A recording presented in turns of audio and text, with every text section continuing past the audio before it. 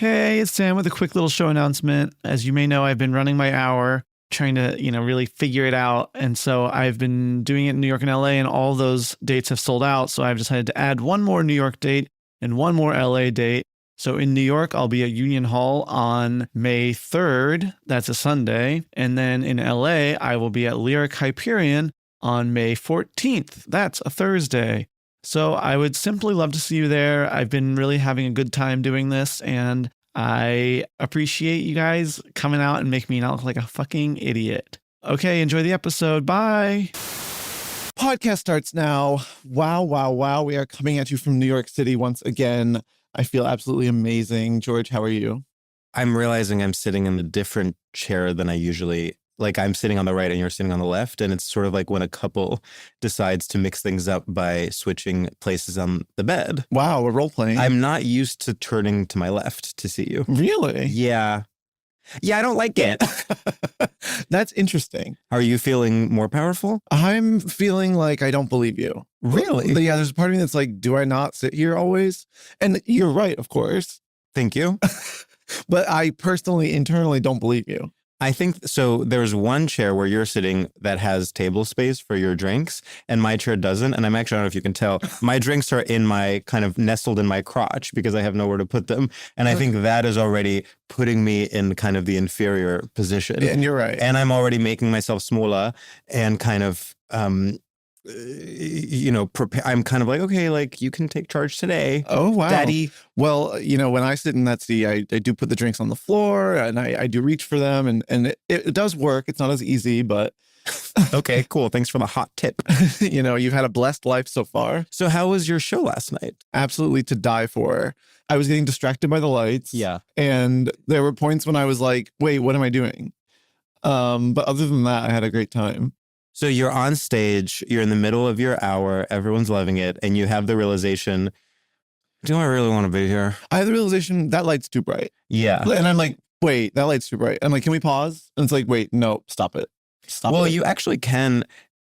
What is your relationship to like breaking the fourth wall vis-a-vis talking to the venue? I think it's okay in the first 10 minutes. Really? Yeah. Oh, see, I think like in the middle of the show to be doing crowd work, maybe it's not going well, and to be like, turn on the house lights. I think that's fun. No? I think turn on the house lights, it's fun. But if you're like, if it's too like nuanced, it loses something. I see. Yeah. But I want to discuss a little bit more about your flawed dinner plans last night. Okay, well. I feel like this is a rich topic. Interesting you bring that up because our guest is complicit in the dinner plans being flawed. So I don't want to call her out like as she's sitting there silently. Oh, I didn't realize that when you were telling me about the flawed dinner plans, you waited until she went to the bathroom. So it could be a secret. So pretty much I would say what happened last night is I was attending the screening of our dear friend's film, which you couldn't attend because, of course, you had your big show. Yeah, some of us have to work on ourselves. The show that you had to stop multiple times to change the lighting and the audience selection. You had to say, I don't like how this front row is looking. Can you switch to the third row? To be fair, that's true. You didn't like the front row? Oh my God. It was not a good front. Chatty. Oh my God. People are chatting more and more. It's like you hear people taking out their phones in movies. People in comedy shows are having full conversations. They're like, so wait, who did you vote for? I can hear you. I was like, this is the part where you listen. Right. I was really blown away. I love when you say something, someone maybe doesn't recognize, a reference, and they turn to their partner. They're like, what was that movie? The person like, Devil Wears Prada. Oh, with Meryl Streep? Yeah. Oh, she was so good in that. Yeah, she deserved the Oscar. You're like, excuse me, I've moved on to the next topic, and it's how to save our democracy. Yeah. Listen up, because this can make changes. Should we bring in our guest? Yes. Well, pretty much our guest, it's interesting. She reinvents herself every time she comes on the podcast. And this time she is coming on as a serious, dramatic actress and promoting a film that is quite literally produced by distributed by Janus Films and Criterion. And it seems like I'm making that up and that she's going to play a character, but that's actually true. It's actually not a character. And the film is called Blue Heron. And I saw it last night and was, in fact, blown away. And I was in a state where I needed to be blown away because the last few films I'd seen were the last of the Academy Award Best Picture nominees that I had been putting off. You're saying we're talking F1, we're talking Hamnet. I needed to be inspired. Mm-hmm. I was starving for beauty. And you were fed. And I was fed and I said, yum, yum, yum. Unfortunately, I was fed so much that then dinner had to be pushed back 2 hours because I guess all of us were full from the artistic output we had witnessed. Well, I can't wait to hear both sides of this story of the failed dinner plans. Please welcome to the podcast, Amy Zimmer. Amy Zimmer. Hello. It's not a StraightioLab ep without some sort of wrench in our rapport. And George came in swinging with some allegations that I had no idea about, quite frankly. The allegations were said secretly. I was saying, there are all these. I think you are actually well behaved, just to be clear. You're not the person I'm upset at. There's all these kind of convenient because she's the one in the room. There's always these stereotypical faux pas people can make in a group dinner setting. Right. So not to go Seinfeld mode, but it's just true. Well, that's the thing. Pod. It is very like observational comedy. Like, don't you hate when your friend does this and then blah, blah, blah, and then you're splitting the bill and someone says, I didn't have the appetizer. There's all these stereotypical. Luckily, there was no drama with bill splitting this time, but it's like. Everyone's got because it. Everyone's got that cheddar. Oh, don't worry. I put my card down. I said, I'll tip 2,000%. I don't care. I won't even notice it. I don't give a F. I'll get some Delta points. Basically, it's like some people are saying, oh, maybe we'll join later. There's a dinner being planned. Okay, that was me. That's all right. So some people are saying, I'll join later. Some people are joining and then in the middle of the dinner being like, I have an early flight tomorrow, maybe I'll leave. But I'm actually not going to decide if I'm going to leave. Yeah. And I'm going to sort of like tease the concept of me leaving while ordering food. Other people are saying, I have a dietary restriction. Other people are saying, I'll come, but, sort of go to the bathroom first for 20 minutes. That one I just made up. That was not me. That was not you. No, you actually were very regular. Thank you. Yeah. Well, to be fair, the event was kind of right at a classic dinner time. So I understand the frustration and I really hope with enough inner work you get there. But yeah. Do you guys panic when the event says 6 p.m.? Yeah. I panic. Yeah. Well, I think something that we should mention in this instance, so the screening was at 6 p.m. Amy, of course, not only has seen the movie, but is in it. So she didn't feel the need to attend the screening, which is totally normal. She introduced it. With the director. Yes. You and the director. I can just bang out of there. You and the director introduced the screening. And then as, I would have done in your position, left. Now, here's what's interesting. They had dinner during the screening. Oh. Now that adds an interesting element to all this. So I'm being crucified for leaving, having dinner, let's coming just say back. you were especially laissez-faire about dinner plans exactly. because you were actually It full. wasn't centered on me. This is interesting. Yeah. This is classic. This is classic dinner for me and not for thee. Yeah. Well, you were watching the film. Did you want to come to dinner instead? When I was in the film, I was locked in. Okay, great. You weren't thinking maybe I could be at dinner now. I'll say this, though. At the reception, a Q&A kept getting teased. Yeah, well, that I expected one as well, but it was sort of there was a mutability last night that was kind of electric. It was where things Schrodinger's happened, Q&A. they didn't, people were leaving, they weren't. Yeah, but everyone was having a good time. Is the thing? Yeah, no one was frustrated about the lack of Q&A. No, I hope not. Yeah, I had a great time, all things considered. I gotta say, so that you had gripes, I'm glad we're airing now with the lights on me from every angle. So George, since there was no Q&A, do you have any Qs now? Or A's? I actually have a lot of A's, and there's just a lot of things. I would, if you have any questions for me, Amy, about the film, I would be thrilled to answer them. And even did you get it? Did I get it? Did no. you get it? Okay. And if you have any questions for me, as someone who hasn't seen it but follows you on social media, and sort of what that might mean. What kind of stories do you think I should post moving forward about it? I think what you're doing is so perfect. You're being so mysterious, but I am really because I'm just sharing the movie. So what's mysterious about what I'm because giving? what you're sharing, she's straightforwardly promoting it. You're not sharing the full movie. You're just sharing the poster and being like, by the way, I'm in this. And I'm like, what are you talking about? Have you considered sharing? You don't get it? Literally. Okay, so you guys both don't get it. Have you considered sharing the full film? Yeah, maybe vertically in little clips. Well, that's coming. I'm talking with Janice. We're getting up a plan. You should tell Janice Films they should get into short form vertical video. Do you think I have to tell them? You think they're not already taking initiative? To be honest, I question if they're taking initiative when it comes to short form vertical. I was watching them edit Taste of Cherry in the corner while the movie was screening into 15-second clips. They should work with people like, Jake Shane, Brittany Broski, excuse me. Bronte? Brittany Grande. Brittany Grande. They should work with a variety of LGBTQ plus influencers. Maybe kind of branch out into like red carpet content at the VMAs. What else can we recommend for Janus films? Viral pranks? Yeah, have they considered doing viral pranks?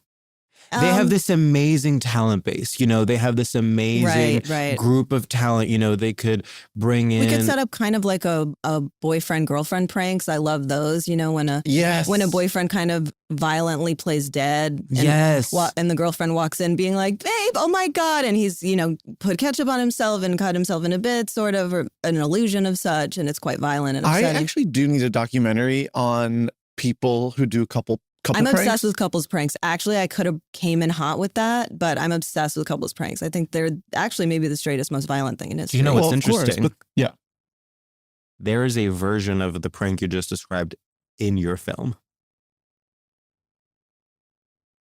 Am I or am I not? Am I or am I not? Is this on? Am I or am I not right? Is this on? Can we Does Janice just not pause want for a that out second? yet? Or I don't know what they want or not, but to realize that is, I'm out of my body right now. Did you feel like... But it wasn't relational. I mean, it wasn't yes, it was romantic. one person. It wasn't romantic. And no spoilers, by the way. So Blue Heron is about a prankster who... In some ways. Sam describes the movie not having not seen it from what we're talking about. This is great for the film. Yeah, it's about a prankster who's a girl. Yeah. Amy, before we started recording, something kind of crazy happened. What was it? Here it comes again. Torpedo number 2. Torpedo number 2, locked and loaded. Yeah. Where you actually said glasses, no glasses. And we said, oh my God, glasses. I can't believe And then you said, you know, these are just blue blockers. Yeah. They're not blue real. blockers. And I said, I thought you wore glasses your whole life. And you Which said, is amazing because, you know, Sam and I have known each other for upwards of how many years now? Nearly a decade. I have never worn glasses once. And so in his mind, I assume you've thought I've had contacts on every day of my life until now. You do have the look of someone that has just taken off her glasses. Yes. I must say. Well, thank you. But you no, have the look you've of someone never who's like, brought this up before. You have the look of someone who's like, okay, Yeah, it's like, okay, so the this isn't going to work, but we can, if you email Susan, then maybe we can get it for next week. I'm just thinking the skirts are too wrapped, if that makes sense. And if we could just tier the skirts instead of having the wraps. If we could do one fewer wraps, I'm happy to get in there myself, but I have that meeting at 2:30. And I think we're in a good place, but just progressing forward, if the skirts could be kind of tiered. Did that, how did that make you feel to be so unseen? To be so unclocked? Add it to the list, you know, all my life, you know, just having to make corrective moves to how people see. You got to let it go. You got to be free. You got to be yourself. You got to say, hey, someone thinks I've worn glasses all my life. Who am I to stop them in their fantasy? That's true. Yeah. That's true. I guess I feel guilty. And I'm going to try to pay more attention to what women are wearing. Sam? What women wear. She's lying. She's gaslighting you. She's been wearing. And do you glasses. think if you put all our episodes back to back and just did a super edit of you guys sort of what exposing you as a liar and a fraud? Accusing me, bringing up things that I had no idea were on your mind about me, about my personhood, about my personality. Amy, what is that about? I wonder, because we're good friends, right? Like we have fun, we giggle and laugh. That's true. When you inserted yourself via AI into this film that was made independently without your involvement, and then burst into the Janus Films offices and said, I'm ready to promote. What was going through your head? Well, you know, it was a choice made well before the conversations about AI took off. And so I think, you know, the ideas about generative AI hadn't been such a lightning rod. And so when I decided to do that, I just kind of felt like, you know, there's no stopping it. You know what I mean? And you were right. People forget, a year ago, the conversation was completely different. Completely different. And everybody was coming forward saying, do this, do it. And so who was I to get in the way of generative AI and things like that? I mean, they say make your own opportunities, you know? Yeah. Yes. Generate them by any means possible. AI. Even if that means holding a gun to the head of Janus. Well, that wasn't himself. me. That was AI. Oh, right. That's interesting that you said himself. I always imagined the head of Janus Films to be a woman named Janice. So that would be iconic if it was a woman named And she'd be like, Janice. these are my films. These are my films. These are my films. These are my films. These are Janice's films. No one gets between Janice and her films. That'll make me cry just thinking about that. She got rid of her middle name because she said, I am just Janice Films. Janice P. Films. So, yeah. I have a question for you. Here's something I'm struggling with. Okay. Earnestly. Okay.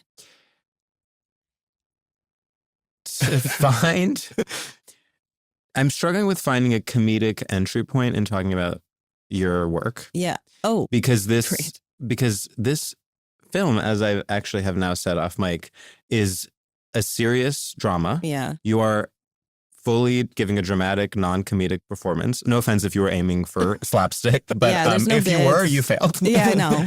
There's a moment in it actually where it gets some titters that I'm secretly proud of, but it's sort of not meant to be funny in the least. And I think there's just a tinge of comedic relief in it, but not really decided upon. Definitely. It's a drama. It's a drama. I must say it works beautifully. And I also think, just on a separate personal level, it depicts being the child of like non-native English speakers in this case, Canada, but also America, in a way that I hadn't ever seen, if anyone is interested in that kind of depiction.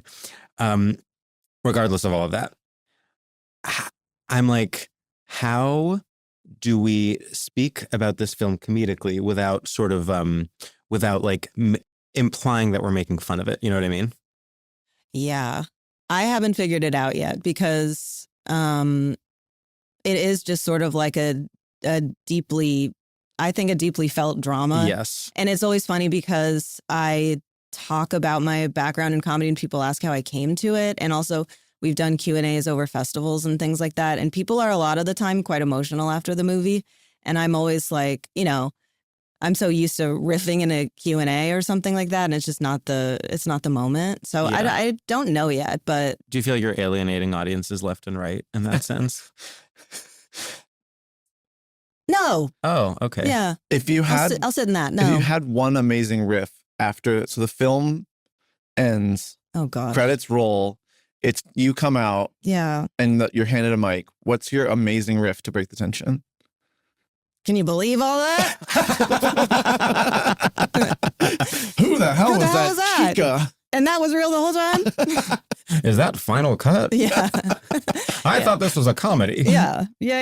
No, should I say what the movie's about? Yes. Okay. Sure. Well, I actually would love it if you, because I don't know how much I'm allowed to spoil. Yeah, it's a delicate thing, I guess. And I also haven't seen it. Right. So But, Sam. and Sam has a good reason, which is that he had a show. Yeah. So Sam, you had a show. Would you like to know what the film's about? Sure. Okay, great. But don't tell me too much because I Okay. want to be surprised. Okay, great. So this is a debut feature, of course, by Sophie Romvari. I don't know if you're familiar with her shorts. They're on the Criterion channel right now. Oh. Yeah. That's like YouTube? You have a subscription, right? Of course. I imagine so. Well. What's the last thing you streamed on there? Just curious. just movies all. Yeah. Okay, so this is a debut feature. It's a family drama set in 1990s Vancouver. Great year. Where a Hungarian family immigrates to Vancouver. They have an eldest son, a sibling to three other siblings, if you will. Oh. And he suffers some behavioral issues. So the film sort of... He's addicted to pranks. I'll let you infer what happens. But this kind of tension is, of course, what I'm interested in. The tension. Sam is doing his job of riffing on what you're saying. Right, You're saying, can I please finish? Because I'm a serious actress Well, it's a promoting the classic film. StraightioLab app, I feel. But yeah, so, okay. So yeah, he's maybe doing pranks. He's maybe not. You know, you'll have to see it to believe it. And of course. That's the tagline of the film. You have to see it to believe it. Yeah. And basically it centers on the family's life dealing with this kind of crisis. And then there is more to come where I am involved. You're not even saying who you play. I played the adult version of her name's Sasha, a young Sasha. The young sister of the brother. Boy with behavioral issues. Did that hurt? Did you go into audition for the young version and they cast you as the old version and you were like, what the fuck? Well, considering that she's about 9. Are you older than that? just a couple months, but on camera, it does so much. But you went through early puberty. I actually really did. So actually don't even joke about that because you have no idea what it's like going through puberty at 9, 10 years old. Were you cast because of I your went through story of puberty going young. through early puberty? Yeah. I think the director could feel that when we met. Yeah, she said, oh God, I could feel that you're an old soul. Yeah, because Did you go through puberty early? I did actually. By the way, I was the tallest person at 10 years old for quite a while. And you're still, when around 10-year-olds, one of the tallest. Yeah, exactly. And it's very, very alienating, actually. I was a center in basketball. So I hear that. Not touching that, I see. That I was a center, a little bit Do intimidating, you want us I to comment imagine. on women's bodies more? And Women's sports, 10-year-olds. at least. Women's basketball, hello? Like, where are you guys on this? That's true. We're not making don't much say noise. anything. All our opinions about college sports are behind a paywall, and we don't feel comfortable Right, expressing I them. forgot. in There's we a have model. a lot of opinions. You have a lot of Yeah, opinions. there's a model to all this. I see. Yeah. And sure, I'll say it. We believe all professional sports should be 10-year-olds. I love that. So, who voices the Heron? So we've got Harvey Firestein. Oh my God, that is so fun. It's fab. He's fab. It's just, and I forgot But to say he's it's also- animated. It's entirely animated. It's animated in like a sort of like Cartoon Network kind of way. Well, it would be if it wasn't for the heavy amounts of AI we're using to animate. Yeah. Yeah. So it's AI Well, animated. they animated it and then they put it into an AI filter that said, make it Studio Ghibli. Yeah. Yeah. We did that. And then we said, erase that. And then we said, make it feel kind of, I don't know, just fun. And they let the AI kind of do its thing. It really has quite a point of view. Yeah, and if quite you a let it do its perspective. thing. Yeah, Very that's the thing. incredible People perspective. don't trust it. Yeah, People let say it do its people thing. say get humans in there. I said, Edit. talk It's to like it. talk to it. it. It Yeah. has so many things to say. You just Get to ask know what it. it needs, what it wants. Okay, tell them your deepest desires and secrets. Okay, and they'll say, "I love that." I love that. There's so People are much so we don't get. close-minded. I And know. so you mostly did like voiceover of sound effects. So it's kind of like, Yeah, I went. yeah, So there's a point where the heron calls, right. And that's I you. went- and I did that for about 3 days without water. By the way. Wow. Yeah. That must have been hard. Thank you. And then they still had to replace it still- with AI because it wasn't. well, they cut a lot of it because I apparently did it badly. Right. And Mm. And just to be clear, you're It's a craft. not at all represented in the final cut of the film. Is that true? no, I'm not in it. Okay. I'm not in it per se. It's Yeah. just sort of an idea of what it would be like if I was in a Janice film. Yeah. That's kind of why I'm on the pod, The idea of being in a Janice film. This is so complex. Now I see what you mean, because of course you were at first earnestly telling us the plot and sort of what the tone is. Oh, I'm punished And now then- for riffing. Is No, that no, what no. You're being celebrated. I'm just Okay, like okay. I'm worried. I don't know what the listener knows. I don't know if they like I trust our listeners, of course. But Well- sometimes I'm like, what if they're confused? No, listeners, it's a drama. It's a drama, and I think everything. It's a family drama that is unexpected and formally experimental. Formally inventive. Inventive. Inventive. Mhm. I need to stop saying experimental. Yeah, because It makes it sound unfinished or something. it would be fun to talk about that if had more people see the movie. It comes out April 17th in theaters, and that's real. Yeah, that's real. Yeah, and that's real. Confirmed. Yeah, that's confirmed. And yeah, The it's- fact that it is a Criterion release, does that mean it's going to be streaming on the Criterion channel soon? I believe so. I don't know when, but Okay. it will one day.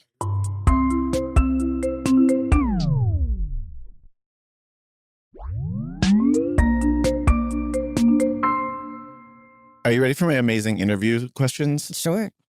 George says you cry in the movie. That's What- true. Was that Fact check true. Was that hard? Yeah, was that hard? It was.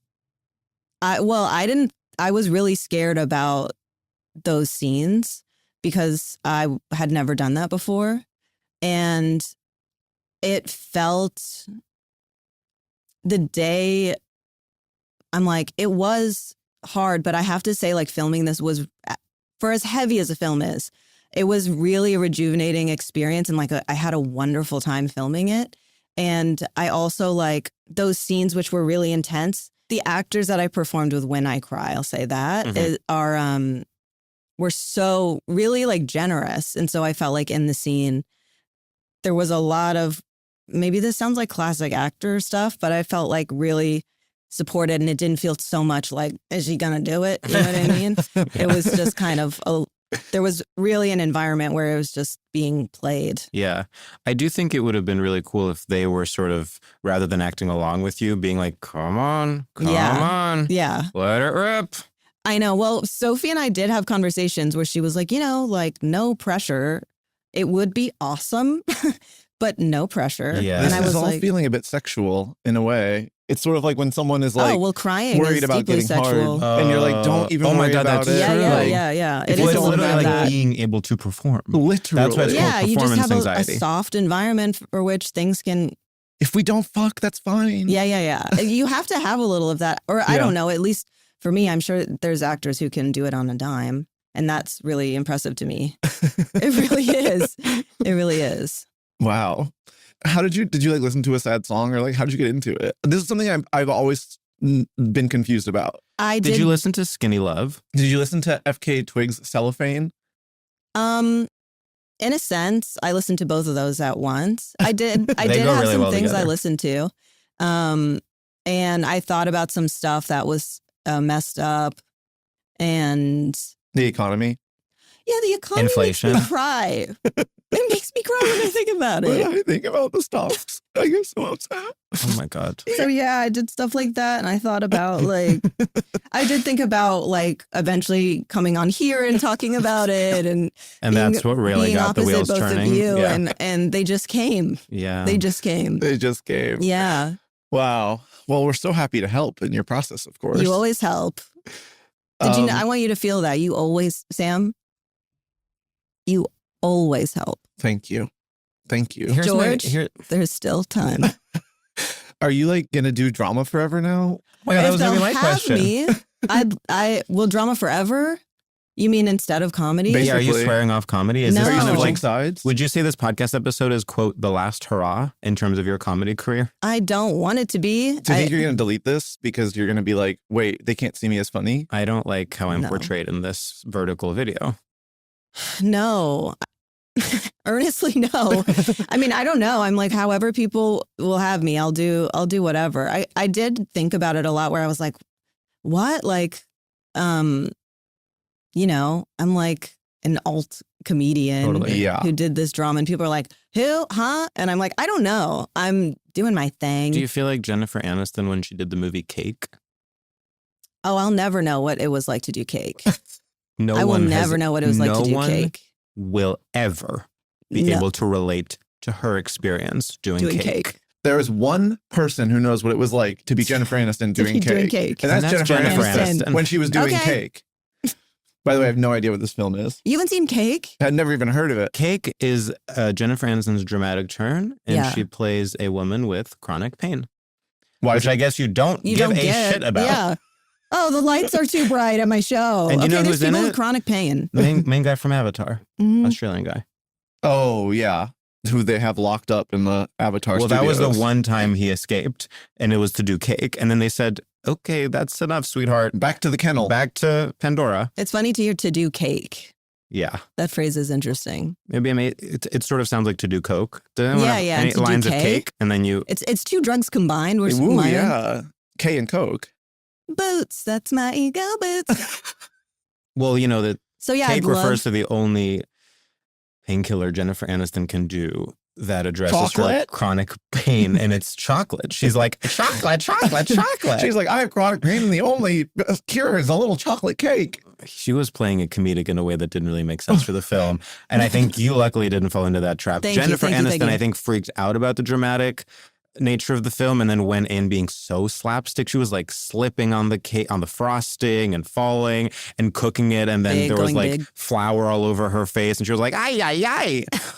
Well, let me ask this: if I Yeah. can turn the tables, Please. what's either of your experiences with acting? Because you guys have both done it. Well, I'm horrible at it. Yeah, of course. same.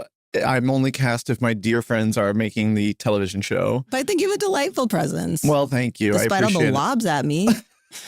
I recently had the realization, as George knows, I'm feeling complex feelings about like I was thinking about like Safdie casting and how you're either like Timothée Chalamet or you're like the ugliest bitch on earth.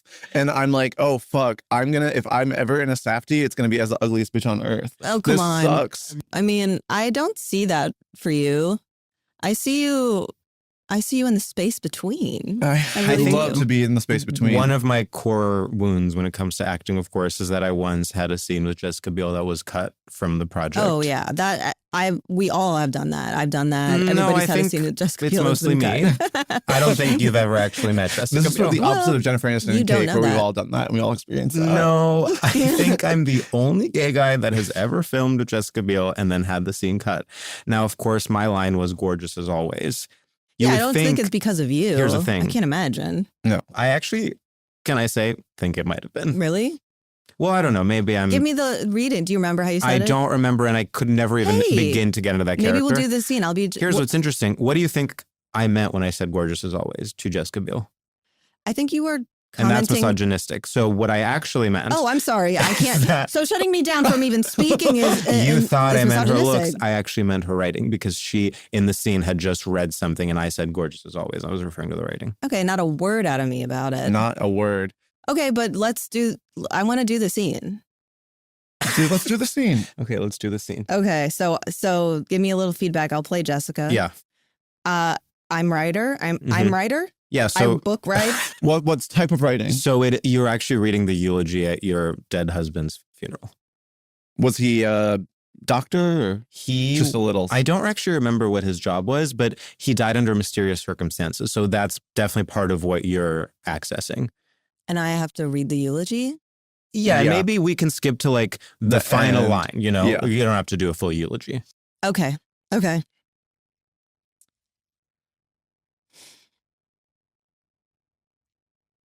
She's really getting into it.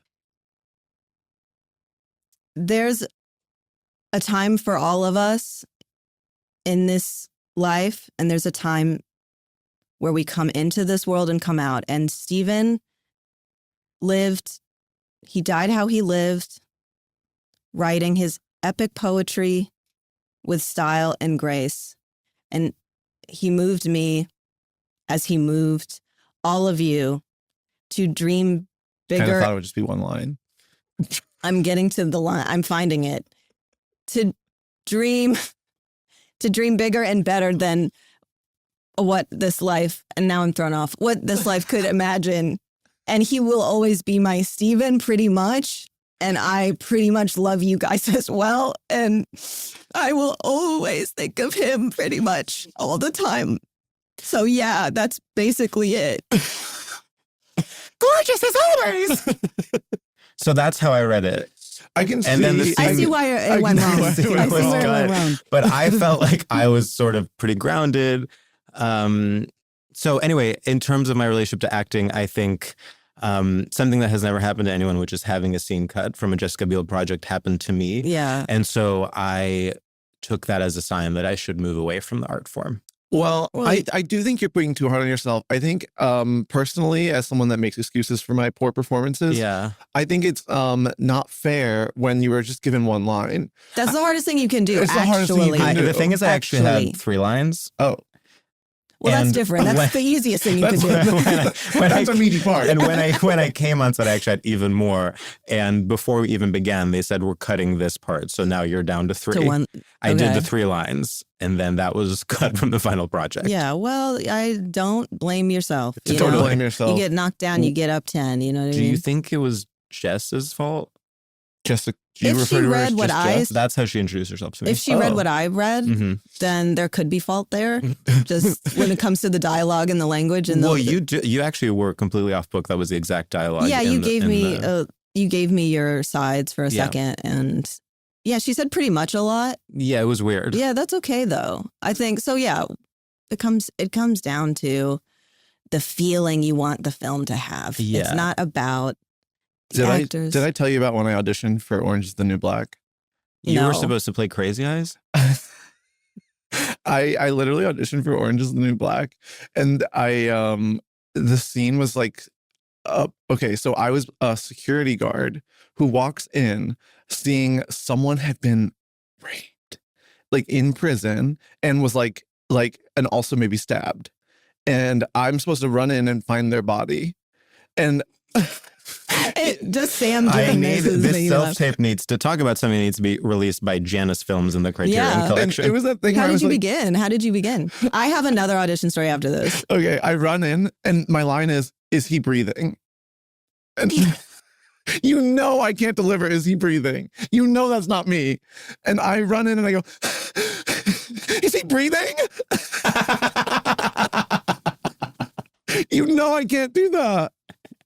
And the woman just looks at me like, okay. Awesome. Oh, this was in person. This was in person, pre-pandemic. Yeah. It was the hubris of a 28-year-old being like, well, sure. Yeah. They'll probably want me. Is he breathing? Is he breathing? I'm like on the ground, imagining a body. Is he breathing? Is he breathing? Is that breathing? Is he breathing? God, I think about it every single day. You know what I think about? I have a story where I had to audition as somebody who had basically, I think it was like either Joan of Arc or just a dead woman who had been resurrected after 3,000 years. I'm sorry. And by the way, I booked and I couldn't do it because I was not in town. What? Wow. So you nailed. I booked. In what world do you not remember if it was either Joan of Arc or a random dead woman? It was an art installation, and there were multiple, I think, videos. And I don't know if I was auditioning for Joan of Arc or for another woman. I think it was Joan of Arc being resurrected after 3,000 years. So did you have to do a French accent? I had to. No, I spoke nothing. Okay. I had a little. They were like, so this is what we're thinking. I walk into the room. It's a room not unlike this. They're like, so. It was a podcast. It was dead Joan of Arc doing a podcast. Yeah. It was dead Joan of Arc doing I Don't Think So, Honey, unless culturistas. 10 seconds.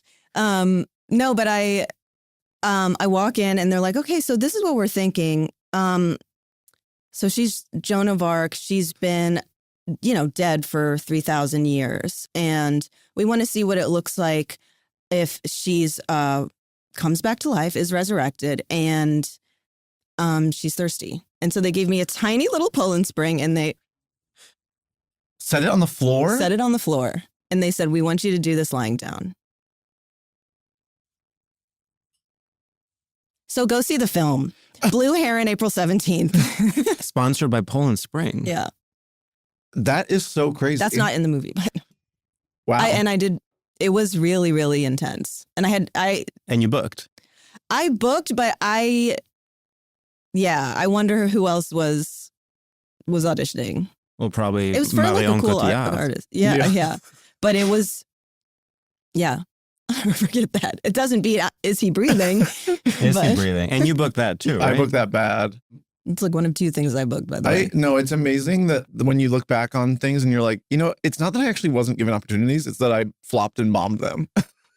Well, I've had plenty of those. But, we're on a journey, and I think my 40s are going to be so to die for when I think that as well. Yeah, something's going to settle. Yeah. I still think, Sam famously auditioned to play Cousin Greg on Succession. You did? I always think he would have been really good at it. Oh, my God. This was my first audition literally ever. Stop. I got an agent. And then it was like, okay, you're going to audition for Cousin Greg. They're like, we're starting big. Yeah, they're like, whatever. You don't even know what stuff is. Just do this one. You would have been, wait, do you remember the sides for it? I do. It was from the pilot. Yeah, the mascot stuff. Yeah. But I didn't know what an audition was. It says come in and they say come in and read for this. Yeah. And I was like, oh my, like Amelia Bedelia ass bitch. I literally bring the script in and just read. And they're like, awesome. They're like, so you need to memorize this. They're like, so can you do it to camera? And I was like, what's a camera? Yeah, I was literally like, look, and then I'd like look up, and then I'd be like, and it was like, what am I thinking? Like I learned later that's not what you do. I didn't read it, but I remember doing something that was like really early on, and I was like, so what was the feedback? And they said you were really green. And I was like, oh, what does green mean? People love to tell you phrases when you don't know what they mean yet. Yeah. And you're like, There's so if I'm so green, I many won't know of what green them. means. That is the first. I would say I'm still going through that stage where it's just like, You learn so new yeah, ones if every someone day. tells you something, by the way, it's impossible to Google. If someone is like, yes. oh yeah, they said that you know, Had the blinders on the PMAC. exactly. And I was like, okay, and then what's you're like, that? okay, great. If I Google that, it will literally give me nothing. So I Yeah. just have to not know what it is. Yeah, they're you're like, like, this what- is a condition on What Reddit. is green? Yeah. They're Yeah. like, a color. And literally. You're like, fuck. Yeah.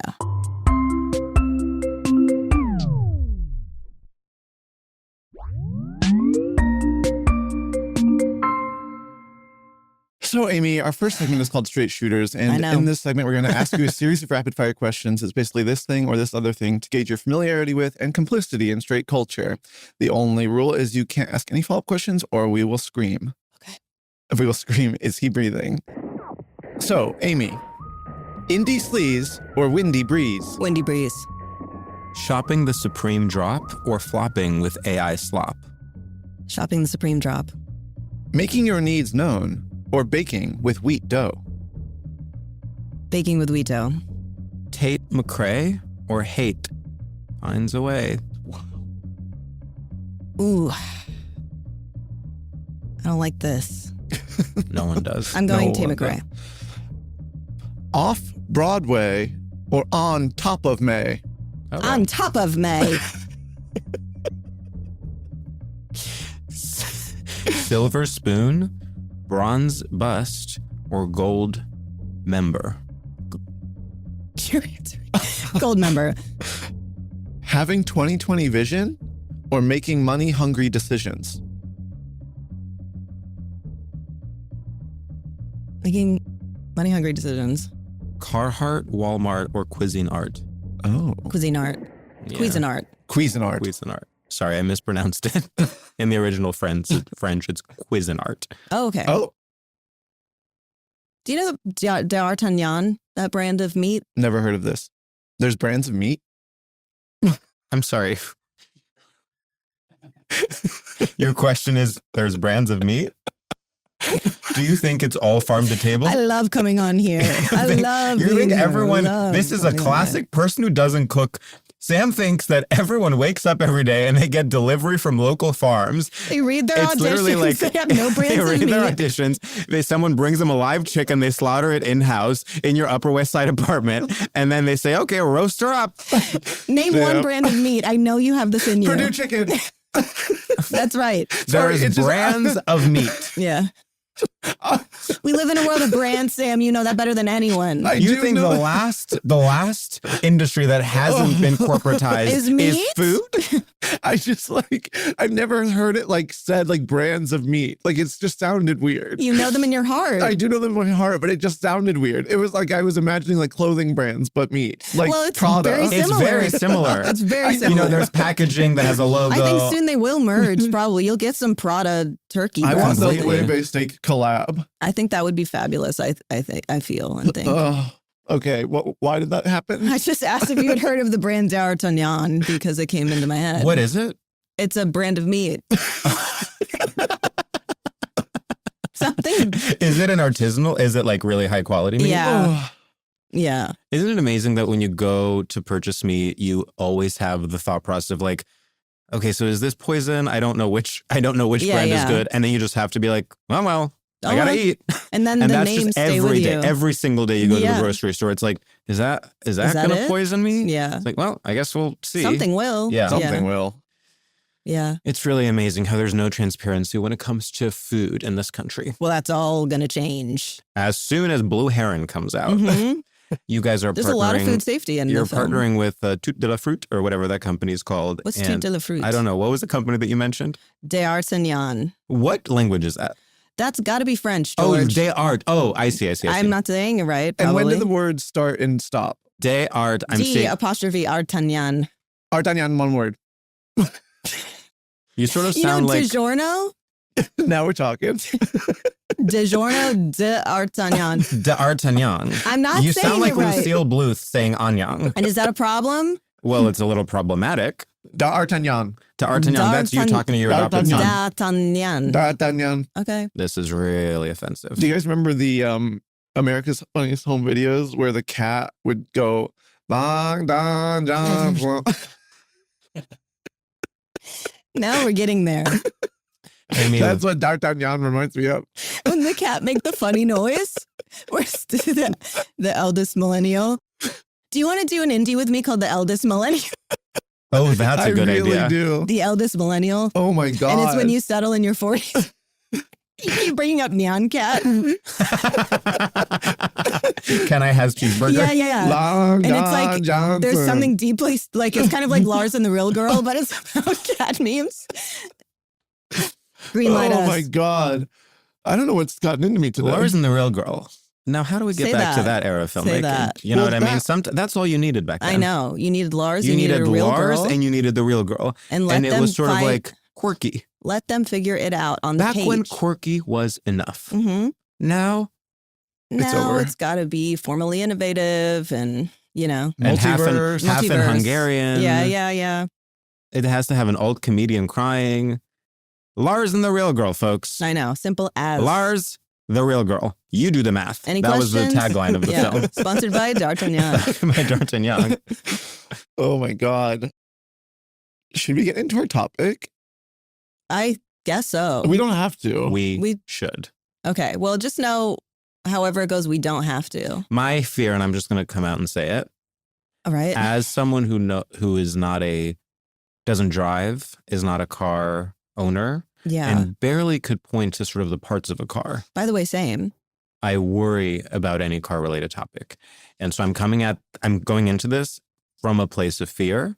Okay. And I wanted to We'll be get through open it. and honest about that before you say what the topic That's is. so okay. And I just want you to know, I think you clocked when you said the topic and I shuddered a bit. That was why. Oh, okay. It wasn't because I thought that's a bad topic. Okay. Well, it could be, but I don't know. It's something I want to work out in the room. Yeah. And so I brought my straight topic today, which is fender benders. Okay. So what feels initially straight about that to you?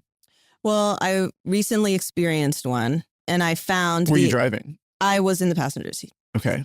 And I found the entire exchange like a litigation nightmare, which seems pretty on brand. Yeah. And there's a deep performance of when it happens, it's quite shocking. And I think the go-to phrase is, "Oh, for God's sake," which feels like a really straight kind of way of saying things. And also the exchanging of information. Yes. To exchange information in 2026 is, to it's talk like to insurance. Just tap your phone. Yeah, just swipe, Just basically. swipe. Yeah. And yeah, I find the whole thing kind of like it's evocative of the thing that is already so confining, which is the rules of the road Yes. and violating them or making mistakes and things like that. I find fender bender to be one, having like a cutesy name for something that is like Horrifying. horrifying Yeah. and traumatic and Mhm. annoying as fuck Yeah. is funny. Because I wish it's like, well, if it's called a fender bender, then let's treat it like a fender bender. Like, let's It's have some like, oops. fun. Yeah. Actually, Yeah. like, we're stuck here for a bit. But Let's there's go a get lot of cocktails. dramatics actually in the event of the fender bender, but you have to you have to call it a boo-boo. Do you know what I mean? Yeah. When it's actually like you can see how everyone was as a child when you get into a fender bender, how people react to anger and shock and surprise and But stuff like do you that. think maybe that's why it's called a fender bender? Because It's baby brings talk? you into, yes, it's Yeah, baby yeah. talk. It brings you into kind of a rhyme-based environment where everyone is suddenly goo goo gaga. The wheels Yeah, on the but bus after go the round and fact. round, but sung by a children's choir. Yeah, but it's a pretty adult experience It's a very at the adult same time. experience. Have you been in one? So weirdly, no. Oh, see, this is kind of proving my point a little bit. Because Sam is gay, he's never been in one, so therefore it is straight. Is that... Do I have to spell it out? I've never been in a fender bender, and it's actually been such a long journey of not getting into a car accident, knock on wood, that I'm starting to victim blame people that are. Right. Like, where I'm like, well, you probably What weren't paying attention. happened? Yeah. You Well, must have not been paying Oh, attention. guaranteed. By the way, I was not, I have bias, I know, but I was not in the car that was in the wrong. And Well, the blame, of course. The blame. The blame is the biggest part. Yeah. Where it's like cut and dry. It's like, well, if you're the one that bumped into them, then you're the one at fault. Yeah. That's where you see kind of like the inner workings of, American boomer's, Empire. in my case, a boomer's inner child. And it's like, whoa, Yeah. there's a lot that's It's very still little to be kids. ironed out. You say a boomer's inner child because the boomer suddenly The is boomer like, was- not me. Yeah. Okay. Instantly. And I You're was like, suddenly at recess and someone has Oh. accidentally hit you. and I'm watching like a group of people calm the person down who is a little bit to blame, you know? Yeah. This is okay. Follow me on this one. Fender bender, because we're a nation of cars, except for New York City, literally. We're in it, yeah. Fender bender culture, everyone knows it. Everyone has been in one and they have gotten out and like filmed, taken pictures, Mhm. been like, this is your fault, arguing. Yeah. We are now, it has seeped into every part of culture where that's why like Litigating. now everyone is like filming and being like, you have touched I me. have proof. You have touched me. I Yeah. have proof. Yeah. Everyone thinks they're constantly in a fender bender. They have like fender bender vision of the world. Yeah, I would Fender say so. bender was the original cancel culture in some ways, and we're kind of fender benderizing the rest of society. As we speak, as we sit here and record, Now that I hadn't marinated with. Well, as you marinate D'Artagnan in your delicious. La Tires Noire, Yeah, you're dum. as you marinate, I want to say also this. Yeah. Here's the thing with fender benders. We're used to a isolated individualistic lifestyle where everyone is in their own car, physically can't touch their fellow man, can't speak, cannot even be heard outside of the confines of the car. A fender bender is a violent assault on that individualistic Oh, lifestyle. but by the way, yeah, keep going. Oh, I'm sorry. I can't cut you off Sorry, once. I'm speaking. I'm sorry. I couldn't speak. You called me misogynistic. I can't pipe in on a lively pod with my closest friends. As I was saying, it is a break in the individualistic, lifestyle that everyone leads, and that's why people react with such violence. They're saying, "I didn't know you could see me or touch me." Yes. Well, I was Yeah. going to add to that Mhm. before being put on a list or something. That actually you unlocked a memory for me of this woman had been blasting talk radio Mhm. when she stopped her car. And it was echoing out into the far reaches of space. And I was like, in what universe is someone listening to talk radio this loud? It had to Yeah. be at like 70 out of 100 on the knob. Yeah. She was sort of bringing a heavy metal vibe. Well, it's like the into- curated space of the car, Yeah. you know, and to have that punctured is more disorienting than actually like the accident. Oh. Whoa. Oh, right. She was like zoning out. She was like, my day's ruined. I was like, yeah, ours too. Yeah. Like, you know? She's like, but I don't see you. Yeah, well, she was free. Do you even and have I didn't even do interiority? this. I didn't see you guys. You weren't even here. And then, you know, we're doing all the paperwork and stuff, and Yeah. she's calming down. And then she's like, and I'm sorry, I ruined your day too. And it was like, Oh. okay, after like 45 minutes, I was like, thank you. You know, it That's happens. nice. You know, I think I have such a great fear of getting in a fender bender just for the paperwork. Like I'm like, oh God, I don't know like I don't what the know. systems would be, and I know there's like a very regimented thing you have to follow. I would drown if I had been driving. I'd say take my car. I would drown myself. Do whatever you want with I it. was like, I can't even sign at the dotted line. I'd be so like, overwhelmed. I know this is like a common thing and we've talked about it a million times, but I'm like, why are cars nice? Why can't we just run into each other a little bit? I Why had can't the it all same be bumper thought. I cars? had the same thought when it came to straight culture because I was like, well, what's the alternative? You know, if we lived in a different type of universe, and I was like, there is either a world where fender benders don't exist, right? Or there's the other timeline where fender benders are constant and our cars are mutilated at will, and there's structures in place. And they're made to be hit. They're made to be totaled. It's a GTA sort of lifestyle. And there are, you know, social structures in place to protect, first of all, the person from any bodily harm, but also Mhm. the right to fend and bend. But I think what you're describing is a more collectivist approach to transportation because Yeah. you are designing a car with the A go-kart. intention of it being part of a larger community of cars. Yeah. Whereas currently cars are being designed as extensions of the self. You're Exactly. saying I'm buying a Ferrari because that's my personality. Yeah. Instead, it should be I'm Lug this thing around till you can. Exactly. And get where you need to go and be safe. But by the way, if you need to crash into a bunch of people to get where you're going, that's your they're going to be safe. Exactly. You're going to be safe. And we are going to have mechanics all over this great nation helping to make this a reality. Happily. I drive a really old kind of shitty car, and it's What is it? It's a 2009 Toyota Highlander. Okay, there goes a sponsorship. Toyotas are fabulous cars. Well, it runs like a dream, but it's not fancy. It's not new. Yeah. And I feel like the most free person on all of the road because everyone else is like freaking out, and I'm like, run into me, and I don't. Yeah, that's care. what I'm saying. Like, ruin I'm my so car. Free. It's still gonna run like a dream. Yeah, hit me because it's a Toyota. But I also sometimes feel like the Joker a bit, where I'm like, I'm not stuck in here with you. You're stuck in here with me via the roads. Because if people are like you're a free agent, being pushy, I'm like, yeah, I don't mind a bump. Yeah. Do it. Wreck your Volvo. Wreck your Volvo. See what happens. This thing's gonna be like a tank. Yeah. And you have never driven, or? Well, so I did get a license in my early 20s briefly. Congratulations. And the second time I drove, I got into a fender bender. Really? Oh, okay. So you went have so into much to this. talk about. Yeah, you went into this. You've been hiding this. But I would say it was such a traumatic experience that I've basically not really engaged in driving since. No wonder you. To be clear, that's how his first husband died. It was so, yes. Is he breathing? And is he breathing? That was what the woman said after she got out of her car. It was, in fact, so light that there wasn't any damage and we didn't even exchange information. I mean, she just a scratch. felt the bump and then got out and immediately started yelling at me. She was like, you were texting, weren't you? Yeah. You were texting, weren't you? People are so quick to yell. And I was like, I wasn't. And I even said, because I was so freaked out. And in my mind, this wasn't something that could happen. It was like, well, I failed at the thing I've been training for. Oh, yeah. Because it was literally my first second or third time driving. And so I was like, I truly broke. I mean, I wasn't crying, but I broke down. I was like, so I'm literally a new driver. Like, I'm doing my best here. And then she immediately realized I was a human being.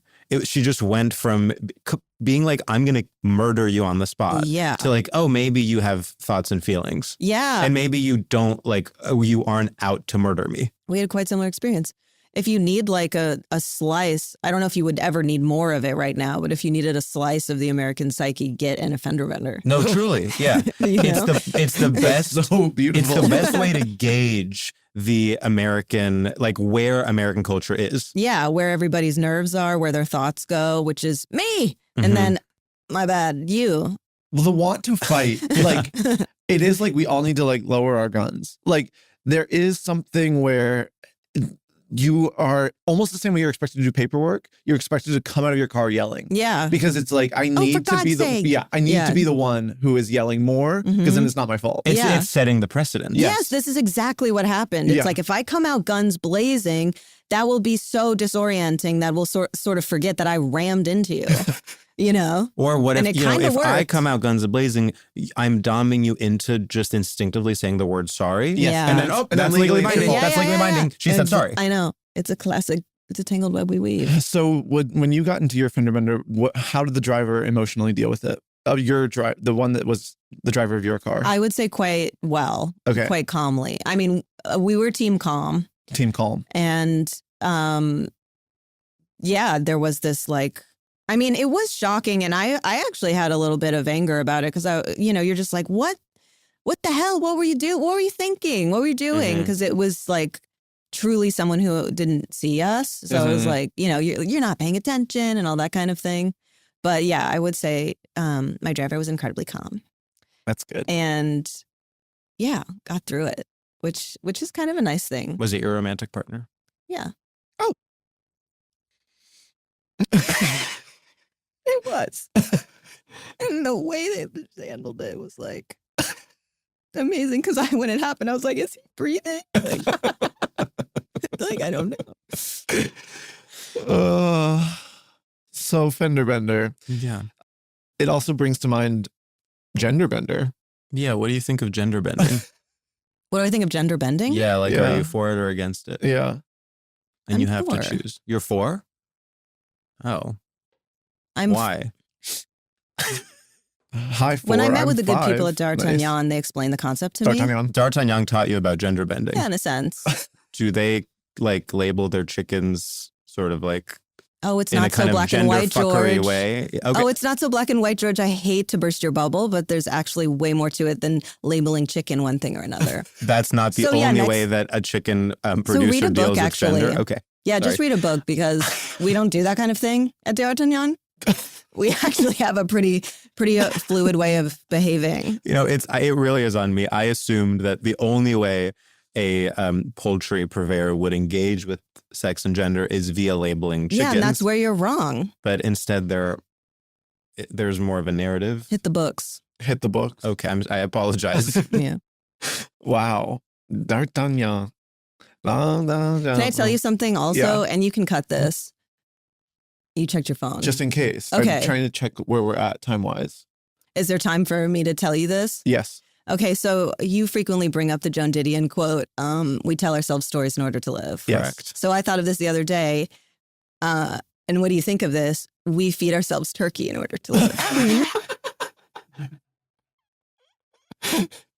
You can put the alt comedian in a drama film, but you cannot take the alt comedian out of the alt comedian. Does that make sense? That makes perfect sense to me. So did y'all riff on set? Oh, nonstop. Nonstop. They were laughing.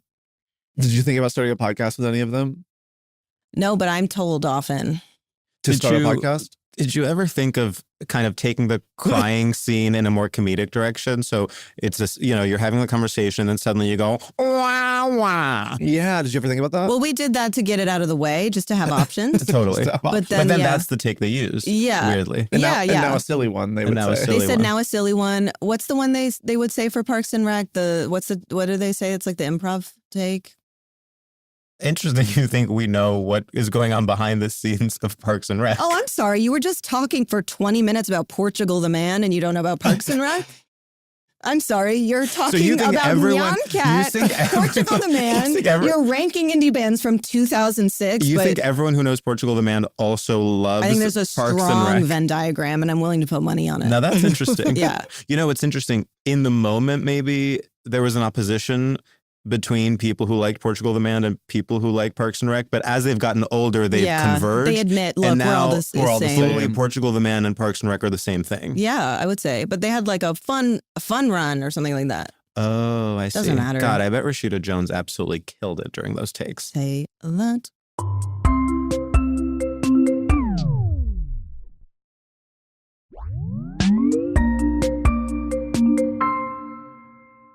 Should we do our final segment? Yeah. Our next guest will be here in roughly 10 minutes. Okay, but like we don't have to say that. It's like I'm here now. No, the listeners don't have to know that. Oh, we got to get her out of here. Nice job in your little movie. We got to get her out of here. We got to clean up this chair she's been sitting on. Yeah, I and made we a got- mess. So what? So what? Is it not a woman's right? Is what not a Can we get woman's this right? actress out of here? Making a mess? Making a mess. Do you think it is a woman's right to make a mess? Well-behaved women. Have you ever heard of this? Make messes. They make messes. They make big mess. Do you know one time my friend Helen Hunt. Helen Hunt. She's a Love. huge Love her. Went to her Christmas party last year. huge bitch. So my friend Helen, actually I've heard she's lovely. Helen Hunt, but that's not who I'm talking about, of course. You're talking about Helen Hunt. Yes, Helen Hunt, Yeah. who we know Who we know. and is not a bitch. Great. So my friend Helen, one time she was talking to this woman who had a baby. hmm Baby, I've heard of those. and wait to hear this. Okay. The baby was a girl. Yeah. Whoa. Okay. So Awkward. the baby was crying. Okay? Random. Yeah. It was crying. The mom goes, she's not, or no, the baby wasn't crying. The baby was being very good. And the mom Oh. goes, she's very well behaved. And so my friend Helen goes, I guess she'll never make history. Thinking it would be like a really funny That's a thing to good say. riff. That's a I good don't know. I riff. think The she mom killed. looks at her dead-eyed, blank, is like, She will make history. what? She will make history. This baby is going to make If I was her history. mother, I'd say she will make history. The mom is like, it's as though she had never considered that her baby, on account of being well behaved, will never make- make history. It took me a really long time to actually understand that quote, if you think about it. Because I was like, wait, how? Well, it's definitely open to interpretation. Yeah. not to bring Indiana. rancor.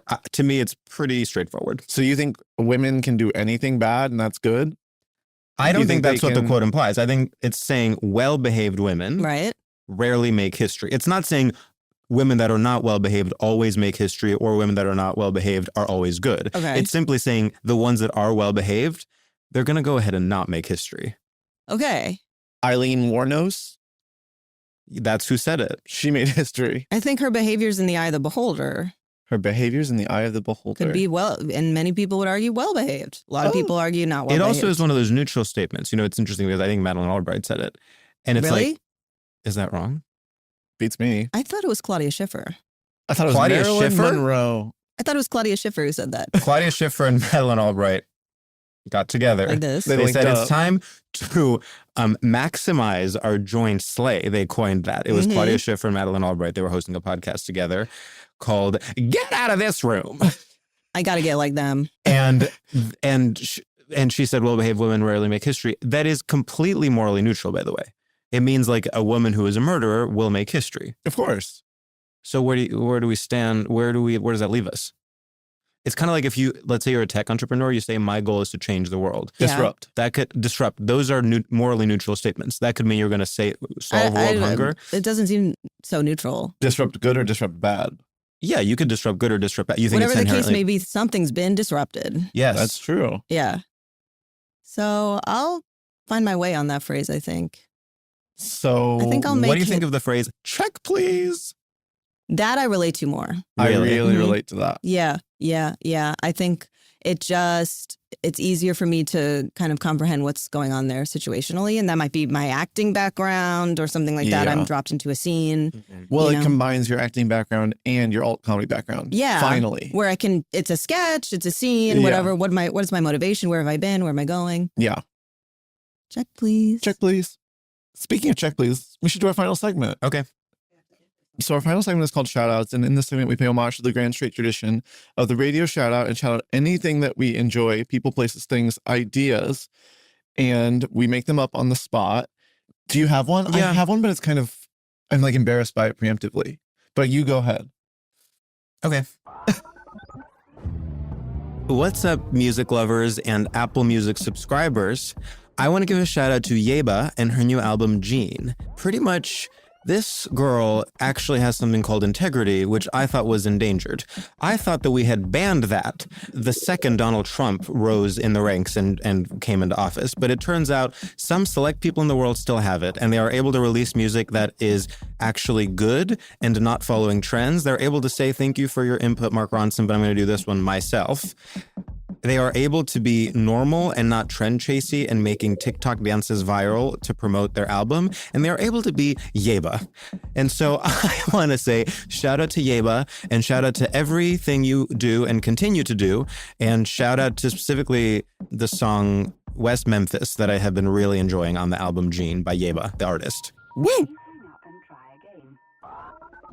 What's up, freaks, losers, and perverts around the globe? I have sort of an opposite shout out, and it is very on the trend chasing side. I would like to give a shout out to the group known as Fuckers, but it's spelled that one way, F-C-U-K-E-R-S. Finally a group that makes fun dance music and seems to not give a F.